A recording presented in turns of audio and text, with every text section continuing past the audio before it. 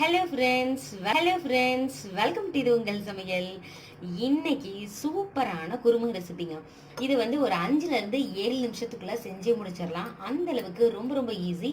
நீங்க இஞ்சி பூண்டு பேஸ்ட்டோ இல்லை வந்து புதினா தலையோ இல்லையே, அதுக்கப்புறம் வந்து பட்டாணி இல்லையே, என்னடா பண்றது, ஆனால் இந்த சப்பாத்தி செஞ்சு ஆகணும், வீட்டுக்கு கெஸ்ட் வந்துட்டாங்கனாலும் சரி, வீட்டில் சப்பாத்தி கேட்டாலும் சரி, ரொம்ப ஈஸியா ரிலாக்ஸ்டா நீங்க சப்பாத்தி மாவு பிசைஞ்சு அது ஊறுற நேரத்துக்குள்ள டக்குன்னு இதை செஞ்சே முடிச்சிடலாம். அந்த அளவுக்கு ரொம்ப ரொம்ப ஈஸி, ரொம்ப ரொம்ப டேஸ்டி. சரி வாங்க, அப்படி என்ன குருமா ரெசிபி அப்படின்னு சொல்லிட்டு வீடியோக்குள்ள போயிட்டு சட்டன் பார்த்துடலாம். அதுக்கு முன்னாடி நம்ம இது உங்கள் சமையல் சேனலை சப்ஸ்கிரைப் பண்ணாதவங்க சப்ஸ்கிரைப் பண்ணிடுங்க, பக்கத்தில் உள்ள பெல் பட்டனையும் கிளிக் பண்ணிடுங்க. நம்ம நாட்காட்டி சேனலையும் புது புது வீடியோஸ் போட்டுட்டு இருக்கேன், நீங்க பார்க்கல அப்படின்னா இந்த டிஸ்கிரிப்ஷன் கீழே லிங்க் தரேன், எங்க போய் பாருங்க. சரி வாங்க, இந்த குருமா எப்படி செய்யலாம்னு பார்த்துடலாம். ஒரு மிக்சி ஜார் எடுத்துக்கலாம். எடுத்துட்டு ஒரு கைப்பிடி அளவு தேங்காய் இருக்கிற மாதிரி சேர்த்துக்கோங்க. ஒரு 3 சில் இருக்கும். சேர்த்துட்டு இதில் 2 டேபிள் ஸ்பூன் மட்டும் நிலக்கடலை பருப்பு சேர்த்துக்கோங்க. சப்போஸ் உங்கள்ட்ட நிலக்கடலை பருப்பு இல்லை அப்படின்னா அதுக்கு ஆப்ஷனாக பொட்டுக்கடலை சேர்த்துக்கலாம். நிலக்கடலை சேர்க்கும் பொழுது ஒரு ஃப்ளேவர் வரும், அது வந்து பொட்டுக்கடலை சேர்க்கும் பொழுது வராது, ஆனால் டேஸ்ட்டு சூப்பராக இருக்கும். ஒரு 5 முந்திரி பருப்பு சேர்த்துக்கோங்க. இது இன்னும் கொஞ்சம் திக்னஸ் கொடுக்கும், டேஸ்ட்டை இன்க்ரீஸ் பண்ணி கொடுக்கும், அதனால தான் நம்ம முந்திரி பருப்பு சேர்த்துருக்குறோம். கொஞ்சமாக பட்டை சேர்த்துக்கோங்க, 1 இன்ச் அளவு இருக்கும், அதை சேர்த்துக்கலாம். ஒரு 3 கிராம்பு சேர்த்துக்கோங்க. இந்த குருமாவுக்கு ஃப்ளேவர் கொடுக்கறதே எது அப்படின்னு பார்த்தோம்னா சோம்பு தான். ஸோ சோம்பு வந்து 1 டீஸ்பூன் சேர்த்துக்கோங்க. சோம்பு சேர்க்கும் பொழுது டேஸ்ட்டு ரொம்ப நல்லாயிருக்கும். ஸோ 1 டீஸ்பூன் சேர்த்தேன். இப்போ இதை நல்லா நைஸ் பேஸ்ட்டாக அரைச்சிட்டு வந்து காமிக்கிறேன். நைஸாக அரைச்சாச்சு. இதை இப்போ ஒரு ஓரமாக வச்சிடலாம்.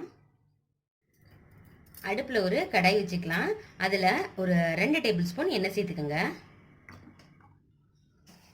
இதில் இப்போ சோம்பு சேர்த்துக்கலாம். சோம்பு வந்து 1 டீஸ்பூன் சேர்த்துக்கோங்க. நான் முன்னமே சொன்ன மாதிரி சோம்போட ஃப்ளேவர் தான் அதிகமாக இருக்கணும்.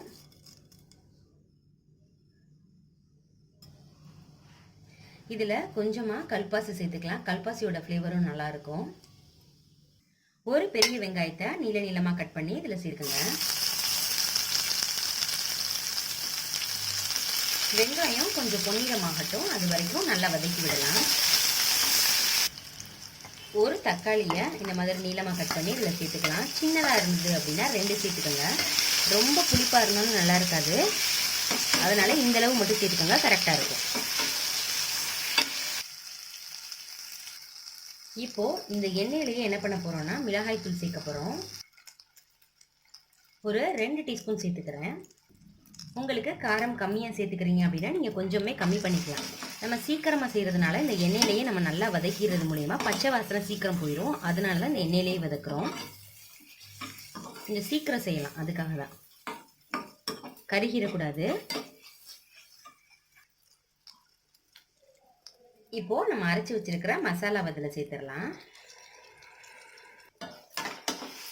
நல்லா இதை பரட்டி விடுங்க.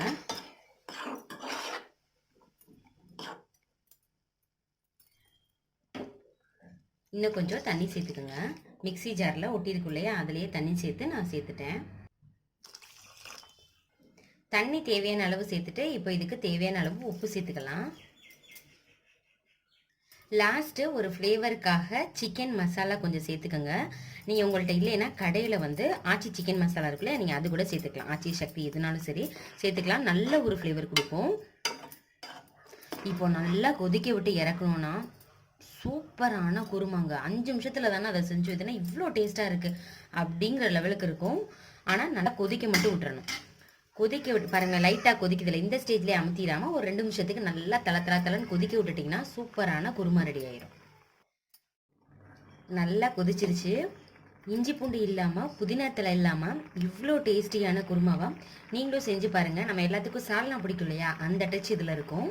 இப்போ இது ஒரு பவுலுக்கு ட்ரான்ஸ்ஃபர் பண்ணிட்டு காமிக்கிறேன்.